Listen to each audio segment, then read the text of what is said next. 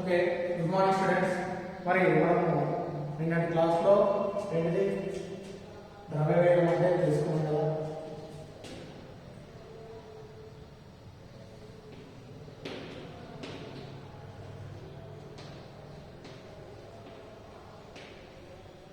So ఈరోజు క్లాస్లో మనము ఫస్ట్ ఏంటంటే ద్రవ్యవేగం అంటే ఏంటి, మరి అదేవిధంగా రెండవ నియమం ఎఫ్ సమీకరణాలు తీసుకోవచ్చు కదా.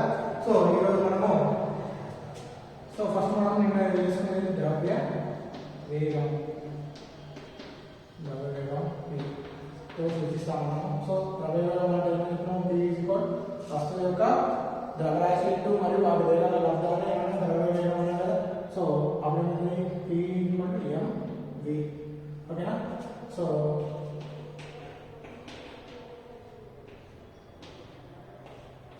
దీన్ని ద్రవ్యవేగం అని అంటారు, ఓకేనా.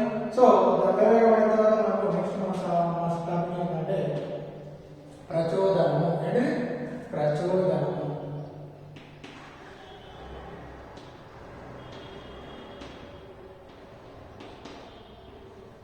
ప్రచోదనం ఏం సూచిస్తారంటే జైతో సూచిస్తారు. మన ప్రచోదనం అంటే ఏంటంటే ఏదైనా ఒక వస్తువుపై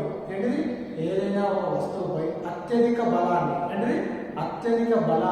అత్యల్ప సమయంలో ప్రయోగిస్తే, ఏదైనా ఒక వస్తువుపై అత్యధిక బలాన్ని అత్యల్ప సమయంలో అంటే తక్కువ సమయంలో ఎక్కువ బలాన్ని ప్రయోగించినట్లయితే ఒక వస్తువుపై అప్పుడు ఏమైందంటే ఆ బలము మరియు ఆ ఏదైతే మనము అత్యల్ప కాలంలో ఆ కాలంలో మధ్య లబ్ధాన్ని ఏమంటామంటే ప్రచోదనము అంటున్నాము. మరోసారి ప్రచోదనం అంటే ఏంటి, ఒక వస్తువుపై ఏం చేస్తున్నాము, అత్యల్ప సమయంలో లేదా తక్కువ సమయంలో అత్యధిక బలాన్ని ప్రయోగిస్తే, అంటే ఎక్కువ బలాన్ని ప్రయోగిస్తే దాన్ని ఏమంటున్నాము, ప్రచోదనం అంటున్నాము. ఆ ప్రచోదనం ఏమంటున్నాము, ఆ ఏదైతే బలము మరియు మనం ఏదైతే అత్యల్ప సమయం అంటున్నాం కదా, కాలం అంటే బలము మరియు కాలంలో లబ్ధాన్ని ఏమంటున్నామంటే ప్రచోదనం అంటున్నాము. ప్రచోదనాన్ని జేతో సూచిస్తారు. అంటే మనం ఏం చేస్తున్నాము, ప్రచోదనం అంటే ఒక వస్తువుపై ఏం చేస్తున్నాం, ఒక వస్తువుపై ఏం చేస్తున్నాము, అత్యధిక బలాన్ని ఏం చేస్తున్నాము, అత్యల్ప సమయంలో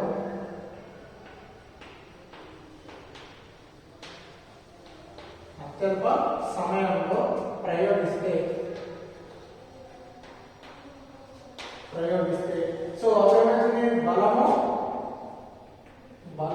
మరియు కాలంలో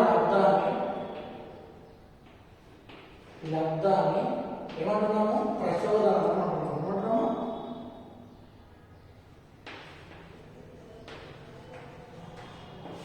ప్రచోదనము అంటున్నాము. దేంతో చూస్తాము, జేతో చూపిస్తాము. అప్పుడు ఏమైతుంది, జే ఈక్వల్ టు బలము ఇంటూ కాలం కదా. బలం ఇంటూ కాలం కదా. బలం ఇంటూ కాలం కానీ బలం అంటే J equal F into T కదా. ఎఫ్ ఇంటూ టీ, దీని ఏమన్నా జే ఈక్వల్ అప్పుడు FT, J equal to FT. So దీని ఏమంటాము, ప్రచోదనము. కానీ ప్రచోదనం అంటే మనం ఇంకోరకంగా చెప్పవచ్చు, ప్రచోదనం అంటే ద్రవ్యవేగంలో మార్పునే ప్రచోదనం అని కూడా చెప్పవచ్చు. అంటే ద్రవ్యవేగంలో మార్పు అంటే మన ద్రవ్యవేగం అంటే ఉంది కదా, అంటే ద్రవ్యవేగంలో మార్పుని ఏమంటున్నాము, ప్రచోదనం అంటున్నాం కదా. సో ఇక్కడ చూడండి, జే ఈక్వల్ ప్రచోదనం అయితే ఎంత వచ్చింది, ఎఫ్ ఈక్వల్ వచ్చింది. కానీ నిన్న మనం ఏం చేసుకున్నాము, న్యూటన్ ఎఫ్ ఈక్వల్ ఎఫ్ సమీకరణం రావడం లేదు. ఎఫ్ ఈక్వల్ ఏమంటున్నాము, ఎంఏ కదా, ఎంఏ. సో ఇక్కడ ఎఫ్ ఈక్వల్ ఎంఏ కానీ, so F equal to MA అంటే త్వరణం కాబట్టి వేగంలో మార్పు v minus u by t అంటే ఎఫ్ ఈక్వల్ ఏంటి, m into v minus u by t. So ఇది ఇక్కడ ప్రతిక్షేపిద్దాం. సో j ఈక్వల్ టు అప్పుడు ఎఫ్ అంటే ఏంటి, m into v minus u by t into ఇదేమిటి t కదా, ఇంటూ t కదా. సో అప్పుడు ఏమవుతుంది, ఈటీ క్యాన్సల్ అవుతుంది కదా. అప్పుడు ఏమవుతుంది, j is equal to m into v mv next minus ఏమవుతుంది m into MT ఏమైతే MU. సో ప్రచోదనము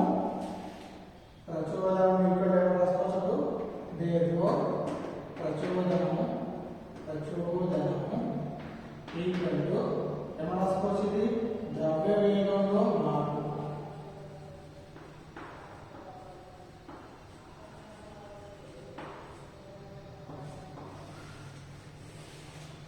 సో ద్రవ్య వేగంలో మార్పుగా రాసుకోవచ్చు. ఎందుకంటే J మనకు ఆల్రెడీ ద్రవ్య వేగం అంటే P కదా.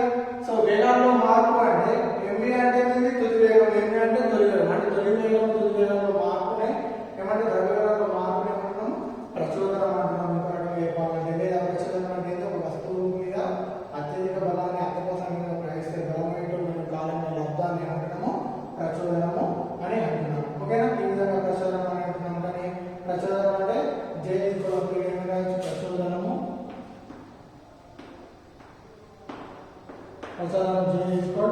ఏమంటే బలం అంటే కారణం, బలం అంటే F అని తెలుసు, P అంటే కారణం తెలుసు, J F ఇంటూ D. కారణం F అంటే ఏం తెలుసు, తెలుసు. కానీ ఏ అనేది తరమైంది వేగాల్లో మార్పు అంటే తొలి వేగంలో మార్పు T. సో F ఏం చేస్తున్నాము, ఈ FP లో ప్రతిక్షేపిస్తే F దగ్గర ఏం చేస్తున్నాం, M into V minus U by T. So ఈ T మళ్ళీ నెక్స్ట్ ఏముంది ఇక్కడ T ఉంది కాబట్టి T. సో ఈ T క్యాన్సిల్ అవుతుంది. అప్పుడు M V మైనస్ U చూపించాలి. దీన్ని ఏం రాసుకోవచ్చు, J equal to M V minus U వస్తుంది కదా. సో దీన్ని ఏం రాయొచ్చు, J ఈక్వల్ టు లోపల గురిస్తే MV ఇంటూ మైనస్ MV అవుతుంది. దీన్ని ఏంటిది ప్రచోదనము అంటారు. ప్రచోదనము అంటే J equal to MV minus MV. ఇంకో రకంగా అంటే ప్రచోదనం ద్రవ్య వేగంలో మార్పు రేటు కాదు, ద్రవ్య వేగంలో మార్పు నేర్చుకున్నాము ప్రచోదనం అంటారు. ఈ విధంగా ప్రచోదనం అనేది ద్రవ్య వేగం అంటే. నెక్స్ట్ మన టాపిక్ ఓకే అర్థమైందా? ద్రవ్య వేగం అంటే ప్రచోదనం అంటే ఇది యాక్చువల్ మనకు సమీకరణము. కానీ F అంటే మనకు ఆల్రెడీ తెలుసు కాబట్టి దానిలో ప్రతిక్షేపిస్తే ద్రవ్య వేగం J మైనస్ V ఇక్కడ వరకు రాసుకోలేదు, ఇది వరకు తెలిసిన పద్ధతి. సో ఈ విధంగా అంటే ప్రచోదనం అంటే ఏంటి మనం క్వశ్చన్ అంటే దీని మీదకి వెళ్ళి ఈ బేసిక్ మీద మనకు 4 మార్క్స్ క్వశ్చన్లో ఉందనుకుంటాం. 4 మార్క్స్ క్వశ్చన్లో ఉంటుంది. సో అంటే అది ప్రచోదనం పైన ఉంటుంది. సో ఈ విధంగా ప్రచోదనం అంటే మరి దీని మీద క్వశ్చన్ ఏం అడుగుతారంటే మోటార్ వెహికల్ లేదా కార్లకు షాక్ అబ్జర్వర్స్ ఉపయోగించడానికి గల కారణం ఏమిటి? షాక్ అబ్జర్వర్స్ అంటే మీకు తెలుసు కదా, మనకు బైక్ కానీ కార్లో కానీ ఏమైతుంది, మనకి మనం ఏదైనా రోడ్డు పైన వెళ్తున్నప్పుడు ఏదైనా స్పీడ్ బ్రేకర్ వచ్చినప్పుడు ఎత్తేస్తుంది. సో ఎత్తేసినప్పుడు ఏమవుతుంది, మనకు ఒక స్పీడ్ బ్రేకర్ లేకపోతే ఏమవుతుంది, మనము ఎక్కువగా కుదుపు ధరకు లోన్ అవుతుంది. కుదుపు ధర అంటే ఎత్తేయడం. సో ఆ కుదుపు ధరను తగ్గడానికి ఏం చేస్తున్నాము, షాక్ అబ్జర్వర్స్ అనేది ఉపయోగిస్తున్నాము. ఆ షాక్ అబ్జర్వర్స్ని ఎందుకు ఉపయోగిస్తున్నాం అనేది మనం అడుగుతాం క్వశ్చన్. అంటే ద్విచక్ర వాహనాల్లో లేదా కార్లలో ఏం చేస్తాము, స్పీడ్ బ్రేకర్ ద్విచక్ర వాహనం లేదా కార్లలో షాక్ అబ్జర్వర్లను ఉపయోగించడానికి గల కారణం ఏంటంటే ద్విచక్ర వాహనాల్లో మరియు కార్లలో స్పీడ్ షాక్ అబ్జర్వర్లను ఉపయోగించడానికి గల కారణము అందులో ఉన్న ప్రచోదనాన్ని ఏం చేస్తున్నాం తగ్గించడానికి. ఏంటిది ప్రచోదనాన్ని తగ్గించడానికి ఏం చేస్తున్నాము, షాక్ అబ్జర్వర్లను ఉపయోగిస్తున్నాము. ఫస్ట్ ఇది ఏం చేస్తున్నాము, షాక్ అబ్జర్వర్లను ఉపయోగించడానికి గల కారణం ఏంటి, మెయిన్ షాక్ అబ్జర్వర్లను ఉపయోగించడానికి గల కారణం ఏం చేస్తున్నాము, ఈ యొక్క ప్రచోదనం తగ్గించడానికి ఏం చేస్తున్నాము, షాక్ అబ్జర్వర్లను ఉపయోగిస్తున్నాము. మరి ప్రచోదనం అంటే ఏంటి, ద్రవ్య వేగంలో మార్పు. అంటే నువ్వు ఫర్ ఎగ్జాంపుల్ కొంత స్పీడ్తో వస్తున్నావు, సడన్ గా స్పీడ్ బ్రేకర్స్ ఏం చేస్తున్నావు, ఒక్కటేసారి బ్రేక్ చేస్తున్నావు, అంటే అత్యల్ప సమయంలో అత్యధిక బలాన్ని ఉపయోగిస్తున్నావు. సో ఉపయోగించినప్పుడు ఏమవుతుంది, ప్రచోదనం అనేది ఏర్పడుతుంది. ప్రచోదనం ఏర్పడడం వల్ల ఏం చేస్తుంది, నేను ఒక్కసారి వేగం అంటే ఒక్కసారి నేను వేగంలో మార్పు వచ్చాక ఏం చేస్తుంది, ఒక్కసారి నువ్వు అంటే ఆ బైక్ మీదకి వెళ్ళి పడడానికి అవకాశం ఉంటుంది. సో అలాంటప్పుడు ఈ షాక్ అబ్జర్వర్స్ ఏం చేస్తాయంటే అందులో ఉన్న స్ప్రింగ్లు ఏం చేస్తాయంటే ఎప్పుడైతే మనకు కుదుపుదల వచ్చినప్పుడు ఎక్కడైతే అక్కడ ఉన్న ప్రచోదనాన్ని ఏదైతే ఆ ద్రవ్యంలో మార్పును కొంచెం ఒక్కసారి కాకుండా ఆ స్ప్రింగ్ ఏం చేస్తుందంటే తగ్గిస్తుంది. సో ఆ స్ప్రింగ్ ఏం చేస్తుంది, ఈ ప్రచోదన బలాన్ని తగ్గించడం వల్ల మనకు ఆ ద్రవ్యంలో మార్పు అనేది కొంచెం తక్కువై ఏమైతుంది, ఆటోమేటిక్గా మనం అనేది బైక్ మీదకి వెళ్ళి కానీ కారు బైక్ స్లిప్ కాకుండా ఉండడానికి ఈ విధంగా బైక్లలో మరియు మోటార్ బైక్లలో మరియు కార్లలో ఏం చేస్తున్నాము, షాక్ అబ్జార్బర్లను ఉపయోగిస్తున్నాము. కారణం ఏంటంటే అందులో ఉన్న ప్రచోదనాన్ని తగ్గించడానికి. ఏ విధంగా తగ్గించడానికి అంటే ఈ విధంగా షాక్ అబ్జార్బర్స్ అంటే అందులో ఉన్న స్ప్రింగ్లు ఏం చేస్తాయంటే ద్రవ్యవేగం అంటే ఒక వెహికల్ స్పీడ్ నుంచి మనం ఒక్కసారిగా మనం బ్రేక్ వేసి మనం దాని వేగాన్ని మనం తగ్గించడం కొంత సమయంలో తక్కువ సమయంలో ఎక్కువ బలాన్ని ఉపయోగిస్తున్నాం కదా, దానికి ప్రచోదనం ఎక్కువ ఉంటుంది. ఆ ప్రచోదనం తగ్గడానికి ఆ యొక్క ఇది షాక్ అబ్జార్బర్స్ లో ఉన్న స్ప్రింగులు ఏం చేస్తున్నాయి, అవి ఆ కురుకుదలను తగ్గిస్తాయి, తగ్గించి మనం సేఫ్గా ఉండడానికి ఉంటాయి. అందు గురించి మోటార్ వెహికల్లో మరియు కార్లలో ఏమాత్రం షాక్ అబ్జార్బర్ ఉపయోగిస్తున్నాం. ఓకేనా, ఇదే అంటే దేనికి ప్రచోదనం క్వశ్చన్ అడుగుతారు. ఈ విధంగా ఆయన మోటార్ సైకిల్ ఏ విధంగా కార్లలో ఏ విధంగా షాక్ అబ్జార్బర్లను ఉపయోగిస్తాను. ఓకేనా, క్లియర్, అర్థమైందా? Okay, next. సో ఇది ఇక్కడ రాష్ట్రం బలమైన కారణం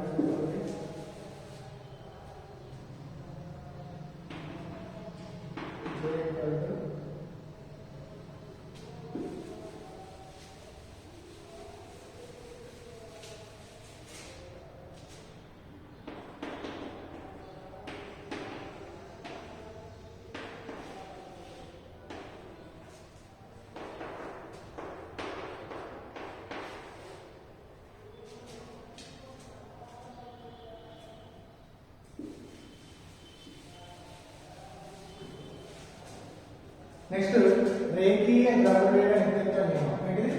రేఖీయ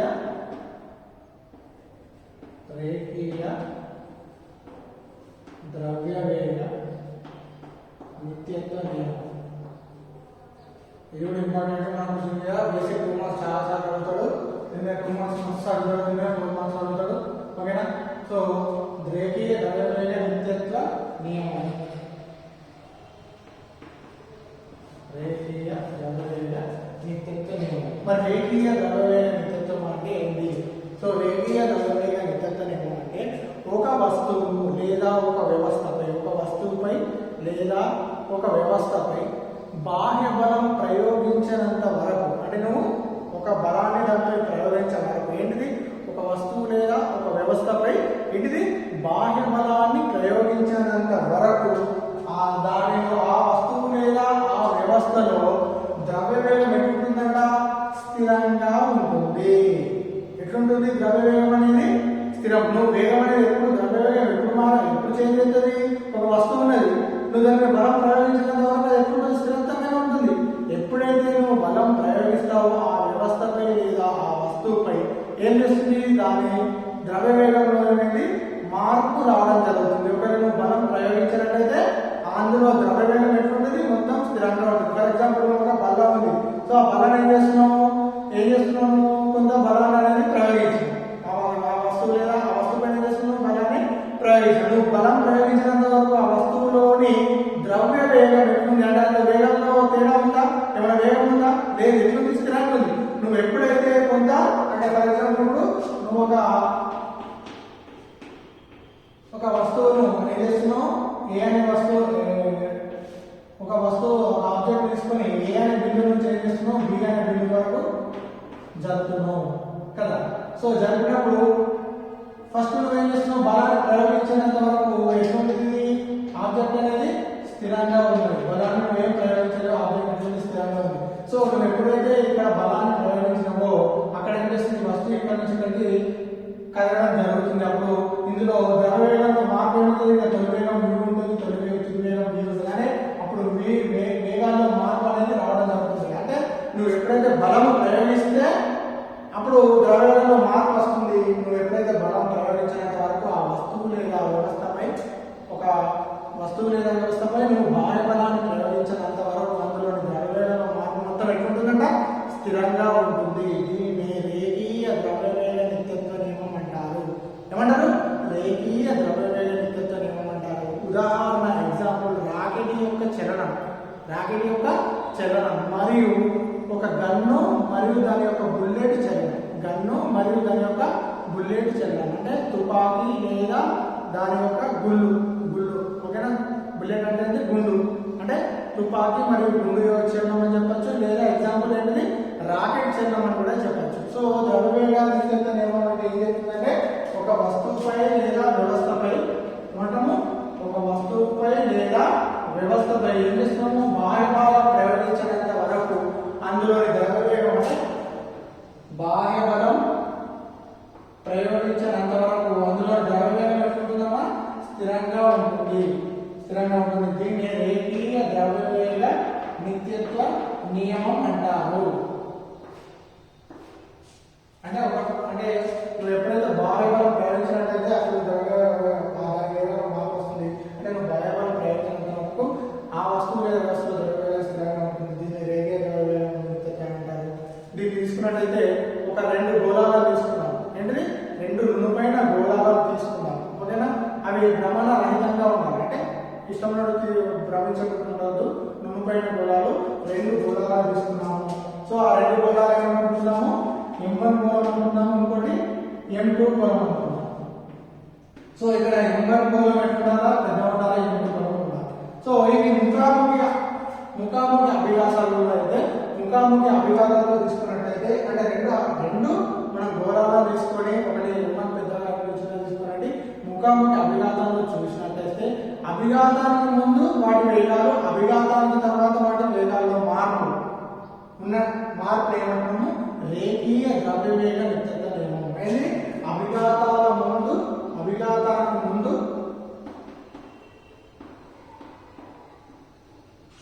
ముందు వేగంలో మార్పు ఈక్వల్ టు అభిఘాతం తర్వాత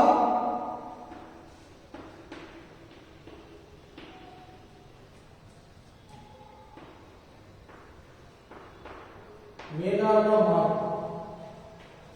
అభిఘాతం ముందు వేగాల్లో మార్పు, అభిఘాతం తర్వాత ఇలా మనం M1 M2 అనే 2 గోళాలు తీసుకున్నట్లయితే వాటి ముఖాముఖి అభిఘాతాల్లో ఒకవేళ ఏం చేస్తున్నాము, ఆ 2 ఎట్లుంటే ముఖాముఖి అభిఘాతాలు ఏం చేస్తున్నాయంటే రేఖీయ ద్రవ్యవేగం ఏం చెప్పవచ్చు, అభిఘాతానికి ముందు అంటే అభిఘాతం జరగకముందు వాటి వేగాలు ఏ విధంగా ఉంటాయి, అభిఘాతం తర్వాత వాటి వేగాలు ఏముంటాయంటే అభిఘాతానికి ముందు వాటి ద్రవ్యవేగాలు ఏమంటాయి, M1 U1 plus M2 U2. ఎందుకంటే U1 U2 వాటి 2 తొలి వేగాలు, ఓకేనా. M1 M2 అనేది వాటి 2 ద్రవ్యరాశులు. ఇది కోల్డ్. అభిఘాతం తర్వాత వాటి ద్రవ్యవేగాలు ఏంటిది, M1 V1 plus M2 V2. అంటే రేఖీయ ద్రవ్యవేగ నిత్యత్వ నియమం ఏం చెప్తుంది, అభిఘాతం ద్రవ్యవేగాలు మొత్తం తీసుకొని అభిఘాతం తర్వాత ద్రవ్యవేగాల మొత్తానికి సమానం కూడా తెలుపుతుంది. ఎగ్జాంపుల్ తీసుకున్నట్లయితే ఏంటిది రాకెట్ చలనం. నెక్స్ట్ తుపాకీ గుండుల ద్రవ్యవేగం, నల్ల వేగం, గుండు వేగం. సో ఇది ఎగ్జాంపుల్ 1 అండ్ ఎగ్జాంపుల్ 2, ఓకేనా. ఈ విధంగా మనము ద్రవ్యవేగ నిత్యత్వ నియమం అనేది వెరీ ఇంపార్టెంట్ వరకు దీని మీద క్వశ్చన్స్ అడగడం జరుగుతుంది, ఓకేనా. ఏమంటాము, రేఖీయ ద్రవ్యవేగ నిత్యత్వం అంటే ఒక వస్తువు లేదా ఒక వ్యవస్థపై బాహ్య బలం ప్రయోగించినంత వరకు అందులోని మొత్తం ద్రవ్యవేగం అనేది అంటే MV అనేది ఉంటుంది, స్థిరంగా ఉంటుంది. ఒకవేళ దానిపై బలాన్ని ప్రయోగిస్తే దాని వేగంలో మార్పు వస్తుంది. అది ఎట్లుంటుందంటే అభిఘాతానికి ముందు వేగాల్లో మార్పు, అభిఘాతం తర్వాత వేగాల్లో మార్పు నిర్వహిస్తే M1 U1 plus M2 M1 U1 N2 V2. ఇక్కడ M1 అంటే వాటి ద్రవ్యరాశి గోళం యొక్క మొదటి ద్రవ్యరాశి, గోళం యొక్క రెండవ గోళం యొక్క రెండవ ద్రవ్యరాశి. M1 U1 అంటే మొదటి గోళం యొక్క తొలి వేగం, మొదటి గోళం యొక్క రెండవ గోళం యొక్క తొలి వేగం. ఇక్కడ M2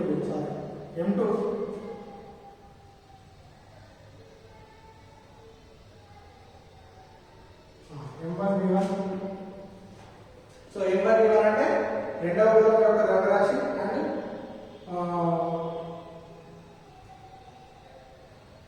ఓకే మొదటి గోళం యొక్క వేగము, రెండవ గోళం యొక్క వేగం, తొలి వేగం. ఇది మొదటి గోళం యొక్క తొలి వేగము, రెండవ గోళం యొక్క తుది వేగంలో మార్పునే రాకెట్ యొక్క చలనం. అంటే ఫస్ట్ వాటి వేగాలు అంటే ఒకసారి ఢీకొన్న తర్వాత ఏం చేస్తాయి, మళ్ళీ అటు వెళ్ళిపోతాం, అంటే ముందుకు వెళ్ళిపోతే ఇటు వెళ్ళిపోతుంది కదా. సో అప్పుడు ఏమవుతుంది, తొలి వేగాల్లో మార్పు, నెక్స్ట్ తుది వేగాలు ఈ విధంగా ఉండడం జరుగుతుంది. సో M1 U1 ప్లస్ తొలి వేగాలు ఈక్వల్ తుది వేగాలనే ఏమంటాము నైతిక ద్రవ్యవేగ నిత్యత్వం అనేది అంటున్నాము. సో దీని బేసిక్గా మనకు క్వశ్చన్ అడగడం జరుగుతుంది. ఏంటిదంటే ఒక తుపాకీ బుల్లెట్ పేల్చిన ఒక తుపాకీ నుండి ఒక బుల్లెట్ పేల్చినప్పుడు ఏంటిది ఒక తుపాకీ నుండి బుల్లెట్ పేల్చినప్పుడు వెరీ వెరీ ఇంపార్టెంట్ మంచి జరుగుతుందండి. ఒక తుపాకీ నుండి బుల్లెట్ పేల్చినప్పుడు తుపాకీ ముందుకు వెళుతుంది. అదేవిధంగా ఆ యొక్క తుపాకీ అనేది వెనుకకు నెట్టబడుతుంది. ఎందుకు అని క్వశ్చన్ అడుగుతారు. అంటే ఒక తుపాకీ గుండు నుంచి ఒక తుపాకీ గుండు నుంచి బుల్లెట్ పేల్చినట్లయితే ఏమవుతుంది? తుపాకీ గుండు ముందుకు పోతుంది అండ్ తుపాకీ వెనుకకు నెట్టబడింది. అంటే ఫర్ ఎగ్జాంపుల్ చూడండి, ఎప్పుడైనా పోలీసులు కానీ చూడండి, ఎప్పుడైనా వాళ్ళు ఏదైనా గన్ను పేల్చినప్పుడు వాళ్ళ పెద్ద గన్ను ఉంటుంది చూసినా ఎప్పుడైనా, సో అలా పేల్చినప్పుడు దాన్ని ఇక్కడ వాళ్ళ చేయితో ఇట్లా ఆగిపోతారు. ఎందుకంటే అది ఒక్కసారి ఇట్లా ఇంటికి నెడుతుంది కాబట్టి దాన్ని కంట్రోల్లో ఉంచుకోవడానికి మంచి గ్రిప్ పెట్టుకుని ఉంటారు. ఒకవేళ అది సరి పెట్టకపోతే ఈ షోల్డర్ కూడా కరిగిపోయడానికి ప్రమాదం ఉంటుంది. అంటే ఆ విధంగా అంటే బుల్లెట్ ముందుకు పోతే ఏదైతే ఆ యొక్క గన్ అనేది వెనుక నిండబడుతుంది ఆటోమేటిక్గా. అంటే బుల్లెట్ యొక్క వేగం ఎంతుందో దాని యొక్క తుపాకీ యొక్క వేగం కూడా అంతే వేగంతో వెనుక నిండబడుతుంది. దీన్ని ఎందుకు నిండబడుతుంది అంటే దానికల రీజన్ రేఖీయ ద్రవ్యవేగ నిత్యత్వ నియమం ఆధారంగా ఏంటిది ఒక తుపాకీ నుండి బుల్లెట్ ను పేల్చినట్టయితే ఆ బుల్లెట్ ముందుకు పోతుంది. అదే సమయంలో ఆ తుపాకీ అనేది వెనుక నిండబడుతుంది. ఎందుకు నిండబడుతుందంటే రేఖీయ ద్రవ్యవేగ నిత్యత్వ నియమం ప్రకారం. ఎందుకు అంటే బుల్లెట్ పేలుస్తున్నాం అంటే అది అంతర్గతంలో మార్పు ఉంటుంది కానీ ద్రవ్యవేగంలో మార్పు ఉండదు. అంతర్గతంగా పని జరుగుతుంది కానీ ద్రవ్యవేగంలో మార్పు జరగదు. అప్పుడు ఏమవుతుంది? సో అక్కడ ఏమవుతుంది? m1 u1 m2 u2 equal to 0 అవుతుంది. సో అప్పుడు ఏమవుతుంది? m1 u1 equal to minus m2 u2. Okay, ఈ మైనస్ అనేది ఏం చేస్తుంది అంటే ఇక్కడ వ్యతిరేకతను చూపుతుంది. ఏంటిది వ్యతిరేకత అంటే ఇది గుండు అనేది ముందుకు పోతే దాని యొక్క గంట అనేది వెనుకకు నెట్టబడి రివర్స్ లో వ్యతిరేకంగా నెట్టబడుతుంది అనేది మనము చెప్పడం జరుగుతుంది. దేని ఆధారంగా? రేఖీయ ద్రవ్యవేగ నిత్యత్వం ఆధారంగా ఒక తుపాకీ నుండి బుల్లెట్ పేల్చినట్టయితే ఆ యొక్క గుండు అనేది ముందుకు పోతుంది. అదేవిధంగా ఆ తుపాకీ అనేది వెనుకకు నెట్టబడుతుంది. ఓకేనా? ఇది ఒక క్వశ్చన్. ఓకేనా? నెక్స్ట్ ఇంకోటి. ఓకేనా? అర్థమైందా? దేనికి కదా రీజన్ ఏంటి? ఫస్ట్ మీరు ఏమన్నా తుపాకీ గుండు ముందుకు పోతే తుపాకీ అదే వేగంతో వెనుక నెట్టబడడానికి గల కారణం ఏంటిది? రేఖీయ ద్రవ్యవేగ నిత్యత్వ నియమం అని చెప్పాలి. చెప్పిన తర్వాత మనం తర్వాత ఎక్స్ప్లెనేషన్ చేయాలి. సో అప్పుడు రేఖీయ ద్రవ్యవేగ నిత్యత్వ నియమం ప్రకారం అప్పుడు ఏం చేస్తున్నా ఏమని చెప్పాలా? సో మనం ఏదైతే తుపాకీ ముందు పేసినట్టయితే గుండు ముందుకు పోతుంది. సో అప్పుడు అంతే వేగంతో దాని తుపాకీ కూడా వెనుకకు నెట్టబడుతుంది అని మనం ఆన్సర్ అనేది రాయాలి. ఓకేనా? నెక్స్ట్ ఇంకో క్వశ్చన్ ఉంటుంది. సో ఇంకోటి ఏంటంటే భారం ఉన్న రైఫిల్ అంటే భారంగా ఉన్న తుపాకీ మరియు తేలికంగా ఉన్న తుపాకీలు రెండు తుపాకీలు తీసుకున్నట్టయితే ఆ రెండు తుపాకీలలో భారంగా ఉన్న తుపాకీ మెల్లగా వెనుకకు నెట్టబడుతుంది. తేలికంగా ఉన్న తుపాకీ వేగంగా వెనుకకు నెట్టబడుతుంది. ఎందుకు? సేమ్ మనం గన్ ఏం చేస్తున్నాం, కాల్స్ ఏం చేస్తున్నాం, ఆటోమేటిక్గా గుండు ముందు పోతుంది, వెనుక తుపాకీ అనేది వెనుక నెట్టబడుతుంది కదా. సో ఇక్కడ ఏం చేస్తున్నాడు? రెండు తీసుకుంటున్నాడు. ఒకటి భారం ఎక్కువ భారం గల గుల్ల గల తుపాకీ అండ్ నెక్స్ట్ తక్కువ భారం గల గుల్ల తుపాకీలో రెండు తీసుకున్నారు కదా. ఆ రెండింటిలో ఏమంటున్నారు? ఎక్కువ భారం ఉన్న తుపాకీ ఎక్కువ భారం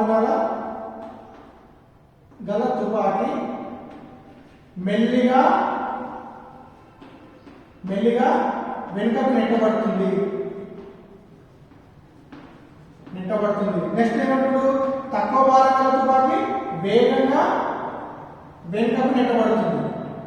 ఎందుకు అంటే నువ్వు రెండు తుపాకీలు తీసుకున్నావు. ఓకేనా. ఒకటి ఎక్కువ సేమ్ గుండు, అందులో సేమ్ గుండు, ఇందులో సేమ్ గుండు ఉన్నాయి. కానీ ఇదేముంది కొంచెం బరువు ఉన్నది. ఏంటి, ఒక తుపాకీ బరువు ఉంది, ఇంకో తుపాకీ తేలికగా ఉంది. సో ఈ రెండింటిలో ఏమంటుందంటే ఎక్కువ భారంగా ఉన్న తుపాకీ మనం యాక్చువల్లీ తుపాకీ గుండు ముందుకు పోతే తుపాకీ వెంటనే పడుతుంది కదా. సో ఈ రెండింటిలో రెండు గుండు పెట్టినాం, రెండు వేసినాం. కానీ ఎక్కువ భారం ఉన్నదంట వెనుకకు మెల్లగా నెట్టబడుతుందంట, తక్కువ భారంగా ఉన్న తుపాకీ ఏమవుతుంది ఎక్కువగా వెనుక నెట్టబడుతుంది. ఎందుకు అని రీజన్ అడుగుతుంది. అంటే అక్కడ రీజన్ ఏంటంటే ఏమవుతుందంటే ఎక్కువ భారంగా ఉన్న తుపాకీ ఎప్పుడైతే ఆ యొక్క అంటే ఇక్కడ మనకు ఒక సూత్రం ఉంది. అంటే ఎక్కువ భారంగా ఉన్న తుపాకీ ద్రవ వేగము ఈక్వల్ టు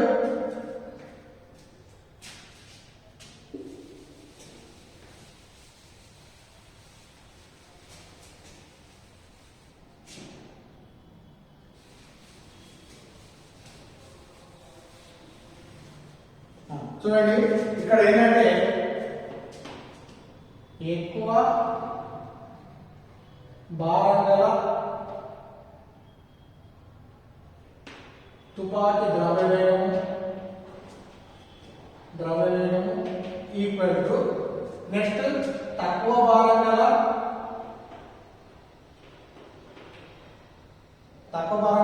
తుపాకీ ద్రవ్యవేగము ఈక్వల్ టు గుండు ద్రవ్యవేగం.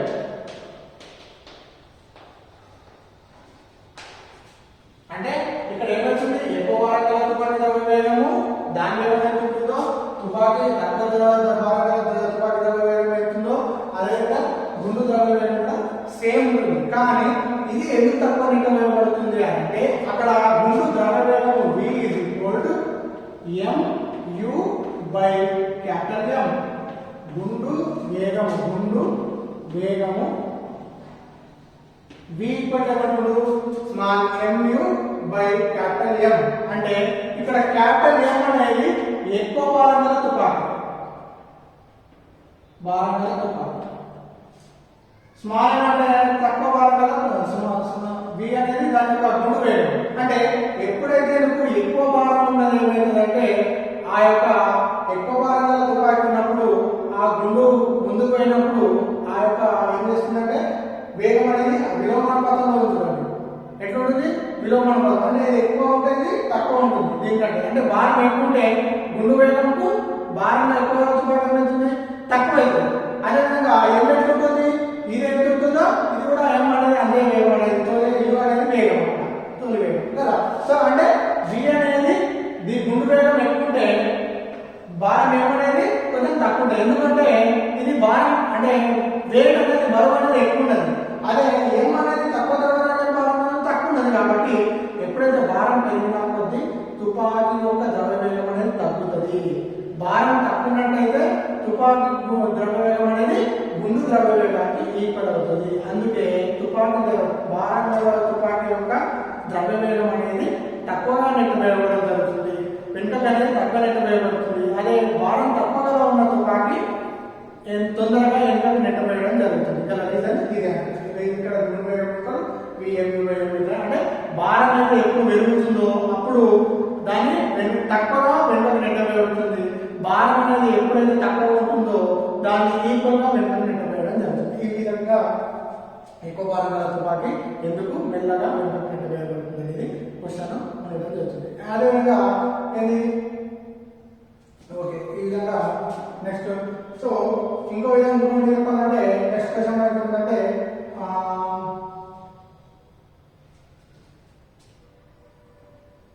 నెక్స్ట్ క్వశ్చన్ చూద్దాం. ఓకే ఇది అర్థమైనా అంటే ఎక్కువ భారం గల తుపాకీ ఏ విధంగా తక్కువ భారం గల కంటే తుపాకీ గల కంటే తక్కువగా ఎందుకు చెల్లిస్తుందంటే అక్కడ ఏమైతుంది, ఎక్కువ భారం గల తుపాకీ తక్కువ భారం గల తుపాకీ గుండు వేగం అనేది సమానం ఉంటుంది. సో ఇక్కడ గుండు వేగం ఏమైతుంది, v స్మాల్ mu/M.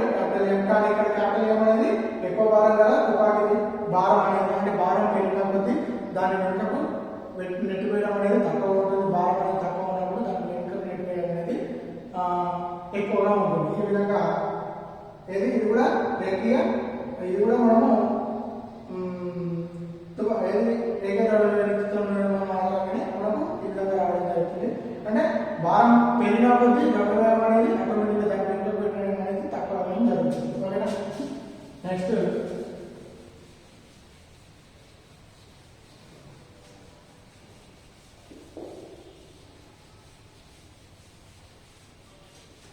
ఇది కూడా మనకు చాలా సార్లు అడిగాడు. వస్తువు భారం పెంచిన ఘర్షణ గుణకం ఏమవుతుంది? వస్తువు భారం పెంచిన ఘర్షణ గుణకం ఏమవుతుంది?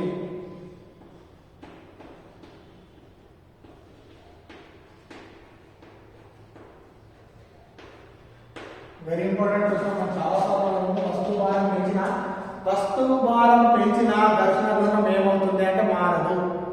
ఆన్సర్ అనేది మారదు. ఫస్ట్ మారదని గుర్తుపెట్టుకోండి. వస్తువు భారం పెంచిన ఘర్షణ గుణకం మారదు. ఎందుకంటే మనకు ఆల్రెడీ తెలుసు F ప్రపోర్షనల్ టు n కదా. సో దీని ఎలా వస్తుంది? మనం F equal to mu n అని రాసుకోవచ్చు కదా. mu అనేది ఏమవుతుంది? n అయితే. సో mu ఈక్వల్ ఏమవుతుంది? F/n.